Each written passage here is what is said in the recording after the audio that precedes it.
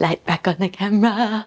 We are making the crispy beef and brothy rice bowl because we had a lot of questions about it the other day. And it is one of the most simple, easy things to make and super meal preppable as well. What makes it super easy? It's just so easy. No, like you're only using some grass-fed beef mince, a little bit of broth, rice, Asian greens, which makes it really fast, and then just like whatever spices you like, and you can change this up. What makes it easy, honestly, it just comes together, I would say, in probably under 15 minutes if you like know the steps you're doing. And it depends on your pan as well, because you do want your beef to go as crispy as possible.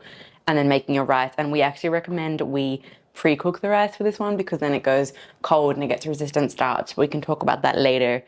So yeah, let's start with our rice. So yeah, we start with 1 cup of rice straight in the pan, and then we're going to wash the heck out of it. So oh wait, the sink is gross. Maybe just film from there. Don't look at our gross sink. It doesn't really matter how much you're putting in there. You just need enough. Now this is my favorite part of cooking rice, is you get to give it a massage.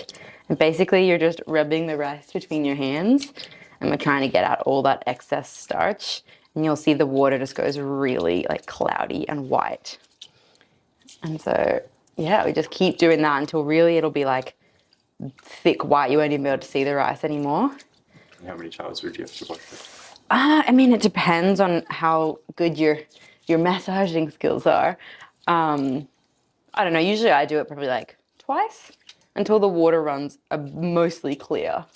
But I'll show you what that looks like. See how it's like all cloudy and you can like barely even see the rice. So now we rinse it out. The good thing with rice is that it will like stay down the bottom of the pot. And then we do it again. You don't have to do it twice, but I like to, because basically what the white stuff is just the starch, and it makes the rice way more sticky. And we're using a basmati here because it was the organic one that we could find in the store. Usually I use a medium grain one, but if you have a preference for your rice, I'm sure it's fine, whichever one you like. So just do this one more time, and you can see this time around it's not getting as cloudy as last time. Like it is still cloudy, but it's not like thick white. So that's the second one, and then we'll just give it one more little rinse. And then we fill it up. Now we have a joke in this household that I don't know how to cook rice and only Brett knows how to cook rice. So I always make him check my water. But generally speaking, I believe we like to say it's like where your line is on your finger is about, is it a centimeter? Yeah, you should be about a centimeter. So you do that and then you fill the water up to there, and that should be enough. And it's cold water and filtered. So then what we do, we pop it on the heat. Oh, one more thing. We put in 2 teaspoons of coconut oil into the cooking liquids and rice. And after yawn, forget to breathe. Putting in the 2 teaspoons of coconut oil helps with the blood sugar spike like insanely. I don't know if it's to do with the lauric acid or to do with the fat, because it was specifically coconut oil. So we'll figure that out and we can put it below. But yeah, you just pop that straight in as well. Mix if you desire, but it should just dissipate naturally as the water gets hotter. So we'll do that. And then I'll bring it up to like a boil. So it's pretty much as hot as you can get it, so it gets really nice and bubbly. And then as soon as it's bubbly, we're gonna move it to like a low simmer. Okay, and then whilst that's doing its thing, I'm already gonna preheat this pan because it's stainless steel, so I need to preheat it for a couple of minutes on a medium heat. You can cook your beef mince in whatever tickles your fancy. I think I'm going to go with ghee because I like it. I mean, not whatever tickles your fancy. Do like olive oil, ghee, coconut oil, the good stuff. So we've just got 500 grams of beef mince here. So we lost the camera. Not we lost the camera, but the camera wasn't filming, so I didn't get to show you, but hopefully we can put in a clip where the rice got really, really bubbly and was boiling, and then we've moved it across to like a really low medium heat on like a 3 out of ours goes to 9, and we're just gonna let that simmer for 10 minutes. I also didn't put on a timer for 10 minutes. So we're all over the shop today. Okay, let's put it on for 8. So 10 minutes normally, and then you just leave it after 10 minutes, turn off the heat. That is just chilling now, having a little simmer away. We've put in about a teaspoon of ghee into our stainless steel pan. It's ready to go. It's nice and non-stick now. And we're just going to literally put our 500 gram beef mince straight in. You can break it up into quarters if you want. I'm just gonna put it in whole today because I feel lazy. So we're just gonna leave that now for a few minutes and let it get really nice and golden on the bottom. And then the next job is to just bring it, like pull it apart to as small little pieces as possible, because that's how you're gonna get the crispiness that you want. I like going. You do a little bit cooking dance. Yeah. Filming all the laundry, the dirty undies. Honestly, that will be enough for us, I reckon, today. So once this has been sizzling, you can kind of see that it's going golden down the bottom. And I am now literally just going to start breaking it apart within an inch of its life. So literally, we're just gonna do these and just go to town. Bring out your anger and your frustrations, because you want really small little bits. That's how it's gonna get really nice and crispy. See how there's like little brown crispy bits? I don't know if you can see that just from just leaving it before. We just kind of gave it a bit of a head start on crispy caramelization. So just keep bringing that apart.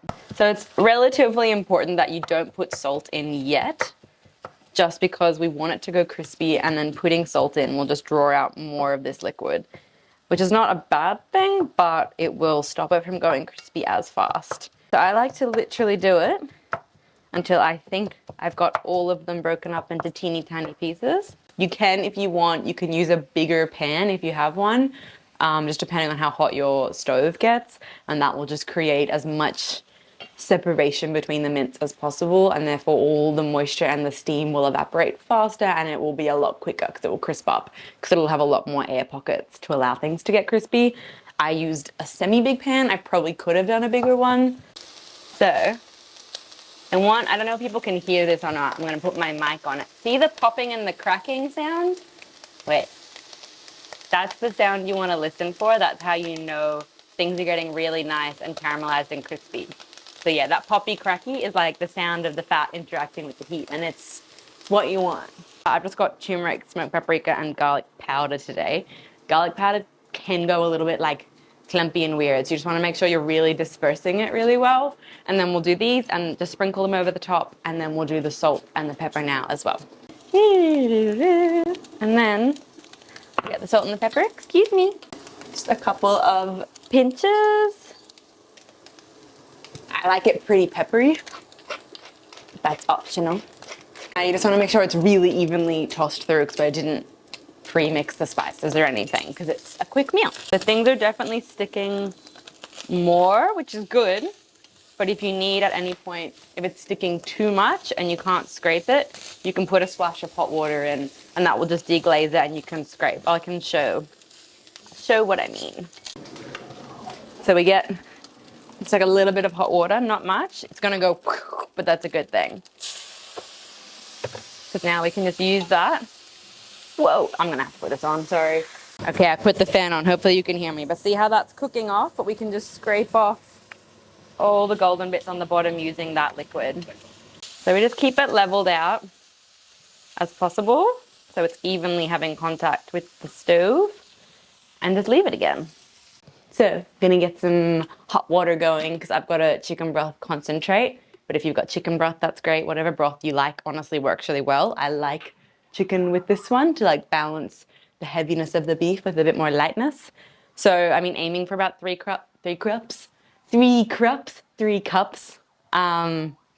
it doesn't really, like, estimations are fine. Alright, so what I'm gonna do is I'm gonna make up the broth that we're gonna pour it all over the rice.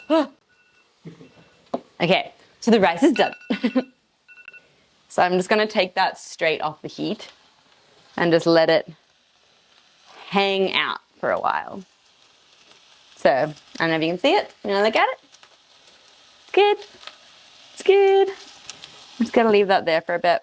Here you could add, if you wanted to add turmeric, you could add turmeric, ghee, tamari. But what we're gonna do now is let that cool, and then we're gonna use cooled rice in this recipe. So because it's cooled, it has built up resistant starch, so it's way better for our guts because it acts as like a prebiotic, and it's way less of a blood sugar spike as well. So this is one we prepared earlier. And so So this is one we made last night, which you can see is now cold and solid, but we're going to use that for today's one. So you can kind of do what you fancy here. I'm going to make ours slightly gingery to make it a bit more anti-inflammatory. So I've got this beautiful chicken broth concentrate. I haven't got that much, but that should do. It's like, I mean, this is like a dessert spoon, but I would say it's like about a tablespoon, maybe a bit less. Then again, with the lazy theme, I have some like fresh minced ginger here. I don't do minced garlic. I'll always do that myself, but sometimes mincing ginger is just, you're not in the mood for a quick meal. Doing just 1 little spoon of that, and then letting that reconstitute about 3 cups worth. About 1, 2, let's say that's about 3 there. And then we mix.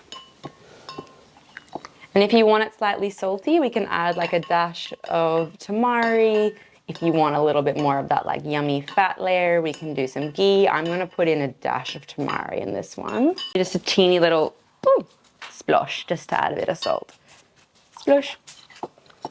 And that's everything I want. It smells good.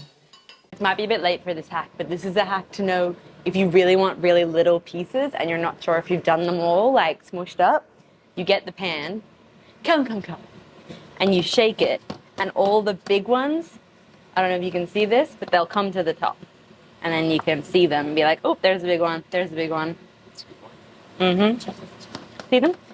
Oh, I'm hot. Speaking of hot again, I'm hot again. Ooh. So I'm just gonna make up like 2 bowls worth of this dish. I wanted to say rice, which is true, of food. So it just depends on how much you feel like having, to be honest. It's really up to personal preference. But I'm going to decide how much you're having, cameraman. How hungry are you out of 10? So, Cool. So we're gonna pour boiling water over this, just really quickly. Just to quickly reheat it. And then we're gonna strain it. And it should be good to go. I filled this up I would help. to within, yeah, you can't help. You can't help. You're all alone. Ah! So that's ready, our broth's ready. And the great thing about using, so you can use bok choy or like any Asian green, but the great thing about using them is that they just cook so fast. You don't need to pre-cook them. You can just have them in the bowl and pour over your hot broth, and that will just cook them naturally. Which is the sexier bowl? Which bowl? Broth and sense. One. Okay. So what we're gonna do is find my spoon, and I'm gonna dish up my rice, and I'm gonna give myself some more space. So see that lovely light fluffy rice? I'm gonna put half of that in there. Oh, it smells good. And the broth smells really good too. And then I'm gonna put my Asian greens in the base of the bowl too. I kind of want a bit hard, but that's okay. So this is the crispies. So obviously in the water, a lot of it doesn't stay crispy, but a lot does. So it just gives you a bit of nice texture. So we're just gonna spoon that over. And then I'm just gonna quickly chop up as an optional garnish. Some spring onions or coriander would be really nice too. All right, and then we're just gonna pour the broth. I like to try and pour it more over the greens just to give them a bit more of that heat. And then fill it to, I don't know my measurements, centimeter or 2 from the top. And just a little bit more sesame seeds for fun. And that is our baby of crispy spiced beef and brothy rice balls. Just a nice little mouthful of everything. So get those greens submerged so they're cooking as you eat it. I've never been one to make a good looking mouthful. It's just not in my DNA. Come back, come back, come back. So what you do, you get your mouthful, drench it in the broth. See that? Drench it in. Nice. And then you're good to go. It just got me boiling hot. Am I gonna burn my mouth? You're good. It's real good. You didn't know. It's gingery. It's good. It's not like chew at all. That's good. It freshens it up so much though. It's good, like the more heaviness of beef Exactly. and the ginger. So like That's so good. Do you want some? yes, please. How was it? Fantastic. I want to sit down and eat more of it now. Yum. It's pretty good. Like, follow, share, subscribe. No way. That ain't gonna happen. So the full recipe for this is on our recipe club, which is on Substack, and we will put the details below. And cut.